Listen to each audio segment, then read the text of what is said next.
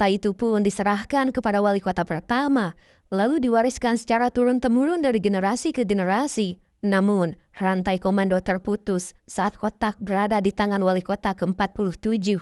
Sang wali kota tewas mendadak akibat serangan jantung sebelum sempat menyerahkan kotak atau membagikan rahasianya kepada penerusnya. Dan akibat insiden tersebut, keberadaan kotak itu perlahan terlupakan dan terkubur di dalam lemari penyimpanan. Hingga waktu terus berjalan, tepat setelah batas 200 tahun terlampaui, mekanisme kunci kotak tersebut terbuka dengan sendirinya di dalam lemari yang berdebu. Namun sayangnya, karena informasi telah terputus selama puluhan tahun, sudah tak ada satupun warga kota yang menyadari arti atau keberadaan kotak tersebut.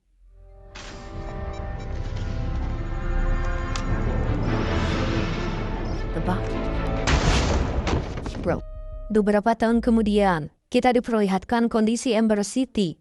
Kota bawah tanah ini beroperasi di bawah kontrol birokrasi yang sangat ketat, di mana seluruh sektor pekerjaan diatur oleh departemen khusus untuk menjaga sirkulasi kota tetap berjalan.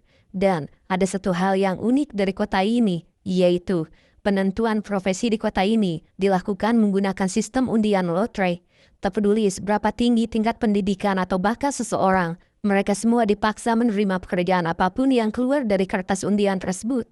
Pun, keterbatasan teknologi juga menjadi masalah utama di Ember City, sebab hampir seluruh aktivitas perawatan kota dilakukan secara manual karena ketiadaan suku cadang modern. Kota ini tak memiliki jaringan listrik mandiri, di mana seluruh pasokan cahaya bergantung sepenuhnya pada satu generator bertenaga turbin rahasia berukuran raksasa yang ditempatkan di level terbawah. Masalah terbesarnya, Ember City hanya didesain secara struktural untuk bertahan selama 200 tahun, yang karena usia kota ini sudah melewati ambang batas tersebut.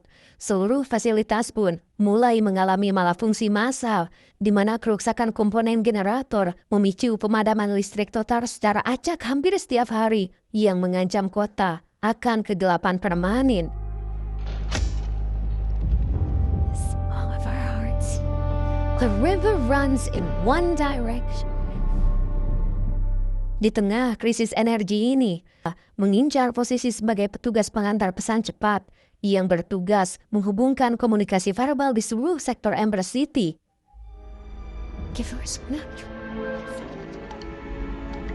It was really good. Hari penentuan lotre pekerjaan pun akhirnya tiba. Namun, hasil undian justru berbalik dari ekspektasi mereka. Lina mendapatkan kertas lotre sebagai pekerja pipa air bawah tanah. Sedangkan Don justru terpilih menjadi pengantar pesan, yang tentu hasil ini pun membuat keduanya kecewa.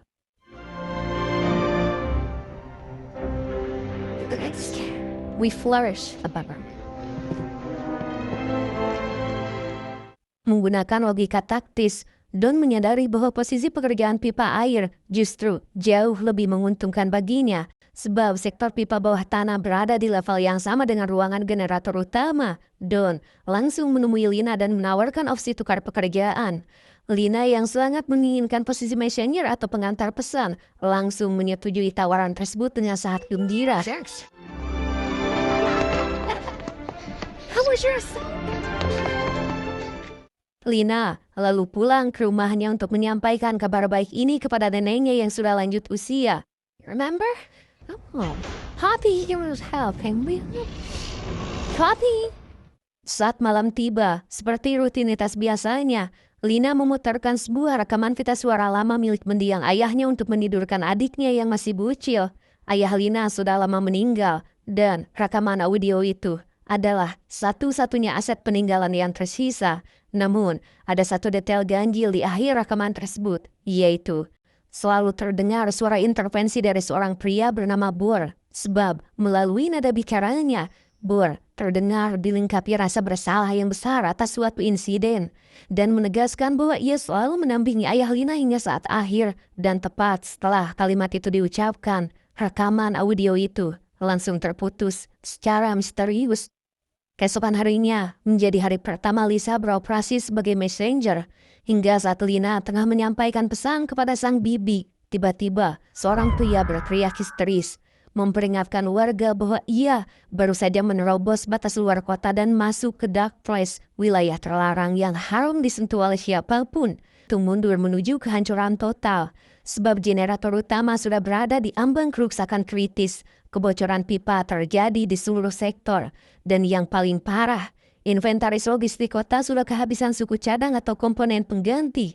Para pekerja senior pun bahkan sudah angkat tangan dan bersikap apatis.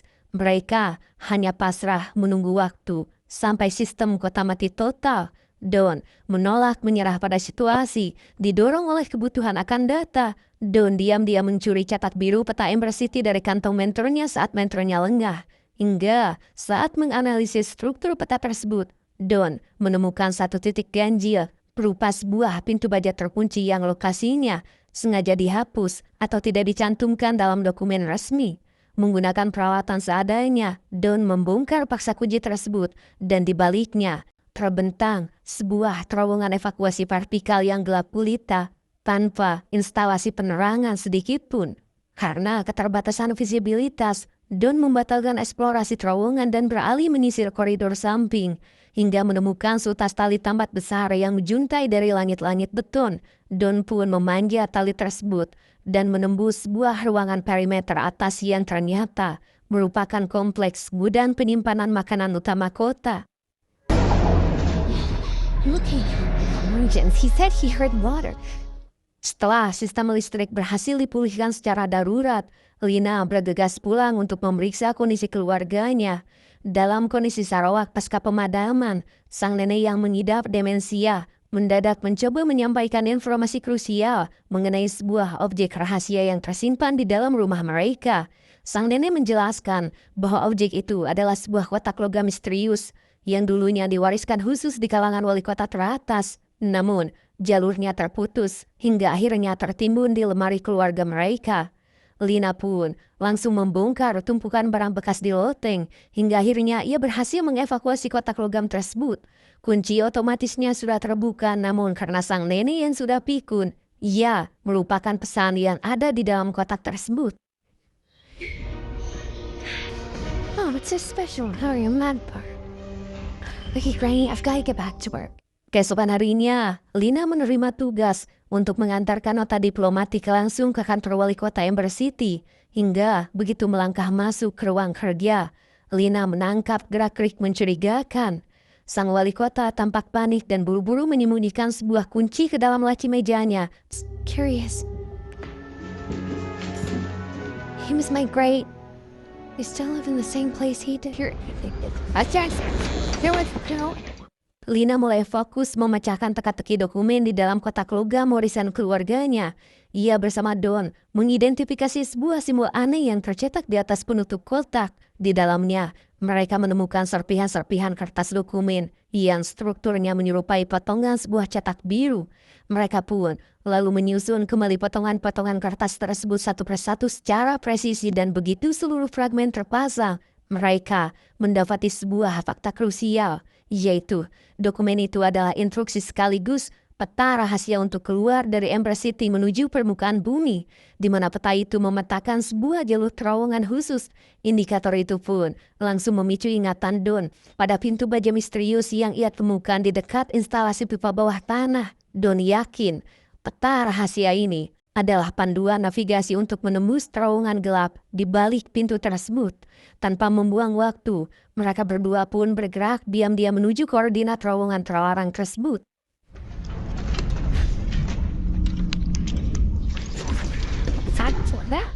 Dan tepat saat mereka mengintai di dekat pintu masuk, mereka melihat seorang pria dengan langkah pincang berlari ketakutan keluar dari dalam kegelapan. Hingga setelah pria itu menghilang di tikungan koridor, Lina dan Don memeriksa area dan menemukan beberapa paket logistik makanan kaleng premium tergeletak di tanah. Temuan ini pun tentu memicu kebingungan di antara mereka, sebab komoditas pangan mewah seperti itu sudah bertahun-tahun lenyap dari inventaris resmi Ember City. Hingga sebelum mereka sempat menganalisis asal barang tersebut, sebuah pergerakan muncul dari balik terowongan gelap, yaitu seekor makhluk mutasi raksasa merangsek maju ke arah mereka. Di dalam ruang evakuasi, pandangan Lina tertuju pada helm pengaman tua yang dikenakan oleh Don dari tadi. Begitu membaca nama yang terukir di atasnya, Lina seketika tersentak sebab helm itu adalah milik mendiang ayahnya. Don menjelaskan, berdasarkan laporan resmi kota, pemilik helm itu tewas akibat kecelakaan kerja dan tenggelam saat memperbaiki saluran pipa air utama. Namun, Lina mendeteksi ada kejanggalan dalam laporan tersebut. Sebagai pekerja messenger, ia tahu debit pasukan air di Ember City terlalu kecil untuk bisa membuat seorang pekerja dewasa tenggelam secara tak sengaja.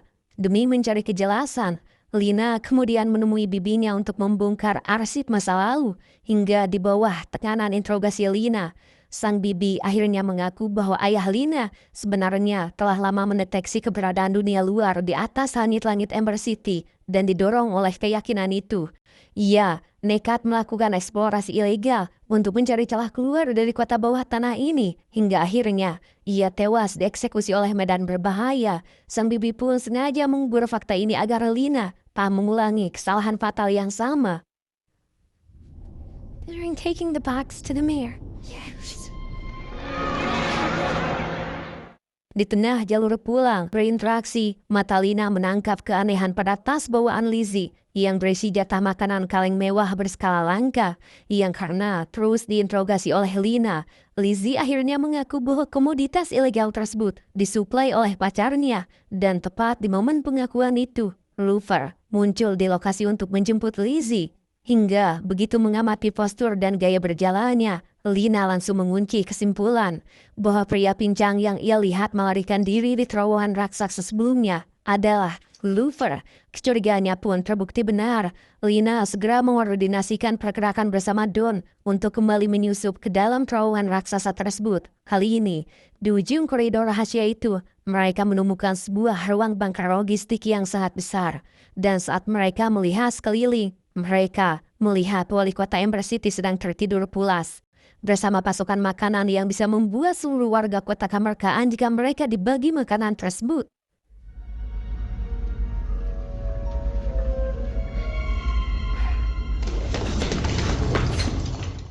Mereka pun akhirnya mengamankan diri di rumah Lina untuk menyusun rencana darurat. Seperti biasa, Lina memutar kembali rekaman audio peninggalan ayahnya sebagai kamuflase suara untuk menidurkan adiknya. Namun kali ini, Don mengamati frekuensi audio tersebut secara lebih detail dan dengan instingnya, Don mendeteksi ada modulasi suara tersembunyi dan transmisi frekuensi lain yang aktif di latar belakang rekaman pita suara tersebut. Hingga setelah menganalisis frekuensi audio itu berulang kali, Don menangkap sebuah fakta mengejutkan, yaitu suara intervensi di latar belakang rekaman pita suara itu ternyata adalah suara ayahnya sendiri. Diinterogasi di ruang kerja wali kota, fokus mata Lina terkunci pada sebuah liontin logam yang disimpan di saku sang pejabat. Sebab ukiran pada liontin itu memiliki pola geometris yang identik dengan simbol di atas kotak logam misterius miliknya.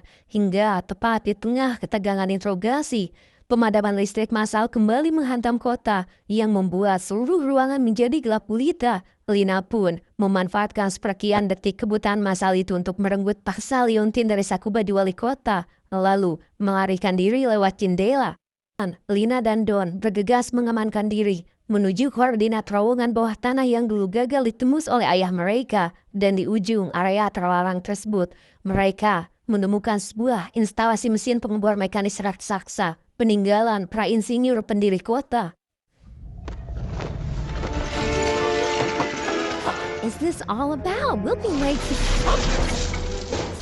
Dengan seluruh aparat kota yang menutup jalur mundur mereka, tak ada opsi lain selain mengaktifkan mesin bor tersebut. Unit bor raksasa itu pun menderu, menjebol barisan beton, dan membawa mereka meluncur turun jauh lebih dalam ke kerak bumi. That's not covered. That is. They started singing. Don dan Lina kemudian mencoba mencocokkan struktur liontin curian milik wali kota dengan kompartemen rahasia di dalam kotak logam misterius. Mekanisme internalnya terkunci pas, dan ketika digabungkan, kedua objek itu mengaktifkan sebuah instruksi visual baru berupa simbol sirkuit generator utama. Don langsung mengunci kesimpulan akses evakuasi keluar dari Ember City terintegrasi langsung dengan jantung mekanisme generator utama kota. Mereka kemudian memutuskan untuk melakukan manuver nekat dengan menyusup kembali ke area kota yang sedang dijaga ketat. Lina menjemput adiknya lalu bersama Don. Mereka menerobos barisan pengaman menuju ruang generator level terbawah. Namun sampainya di sana, gerbang generator berlapis baja tetap terkunci rapat tanpa celah. Hurry! Where is it? Lina membuka kembali cetak biru melingkar dari dalam kotak logam, kemudian mencocokkan detailnya dengan instrumen panel generator. Ia menyadari bahwa peta melingkar tersebut bukanlah peta geografis biasa, melainkan instruksi manual navigasi ruangan. Mengikuti cetak biru tersebut, mereka menggeser sebuah lemari arsip raksasa dan menemukan akses pintu hidrolik di baliknya.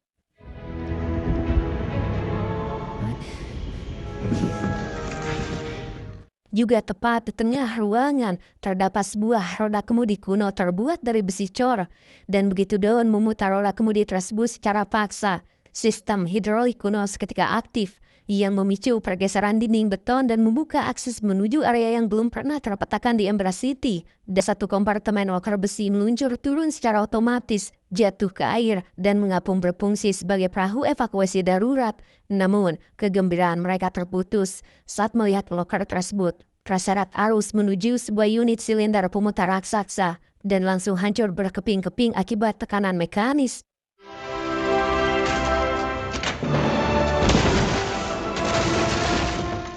Lina pun menyadari visualisasi mengerikan ini, yaitu roller penghancur arus inilah yang puluhan tahun lalu mengeksekusi ayahnya hingga tewas.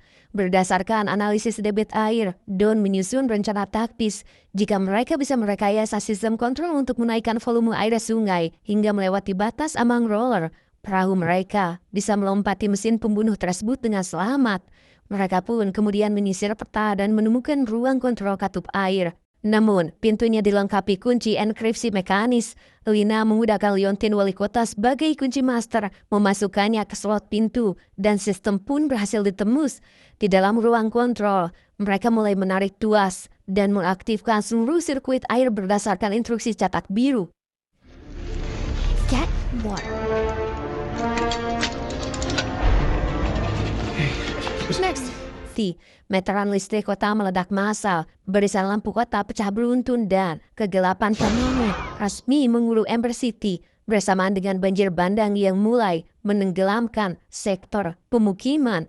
Pergeseran struktur tanah akibat banjir memicu masuknya makhluk mutasi raksasa dari Darkface ke dalam bunkernya. Sang bebenguk wali kota pun akhirnya tewas dieksekusi oleh monster itu di dalam ruang penimbunannya sendiri. Don mendesak sang mentor untuk ikut evakuasi. Namun, sang mentor memilih bertahan menahan tuas demi mengamankan jalur pelarian generasi penerus mereka. Lina, Don, dan sang adik kemudian melompat ke dalam loker perahu darurat dan arus raksasa pun memasatkan mereka melewati batas roller yang berhasil diturunkan posisinya oleh sang mentor sebelum akhirnya sang mentor tewas akibat kelelahan dan terjangan air. Kini, perahu darurat mereka meluncur deras menembus jaringan pipa vertikal yang gelap, melewati seluncuran batu, hingga akhirnya terhempas di sebuah gua penampung terdalam.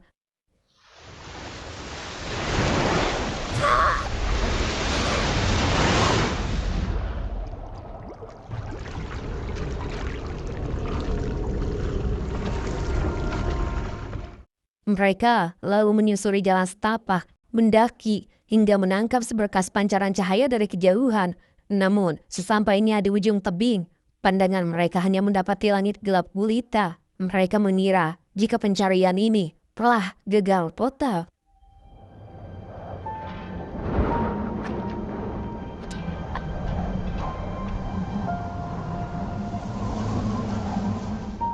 Namun, beberapa jam kemudian, sebuah transisi alami terjadi. Garis cakrawala perlahan memancarkan fajar dan matahari terbit sepenuhnya yang untuk pertama kalinya dalam sejarah hidup mereka. Lina juga Don menyaksikan langit biru, vegetasi hijau, dan matahari bumi yang sesungguhnya. Dan kini mereka pun telah resmi kembali ke permukaan bumi yang telah pulih total dari radiasi masa lalu. sedang melakukan pemetaan area sekitar, Don menemukan sebuah celah rekahan vulkanik vertikal yang sangat dalam dan begitu mengintip ke bawah. Ia menyadari lubang tersebut menembus langsung ke langit-langit kubah Ember City. Lina segera mengambil tindakan. Ia menulis sebuah instruksi ke selembar kertas mengenai rute evakuasi terowongan air, membungkusnya pada seonggok batu menggunakan kain, lalu melemparkannya jatuh ke dalam lubang udara tersebut. Paket instruksi itu pun jatuh tepat di perimeter dalam Ember City yang gelap dan berhasil dievakuasi oleh ayah Don. Hingga saat membaca instruksi tertulis dari anaknya, Loris pun tersenyum bangga sebab ambisi sains yang selama puluhan tahun gagal ia eksekusi bersama ayah Lina akhirnya berhasil dituntaskan secara sempurna oleh generasi mereka.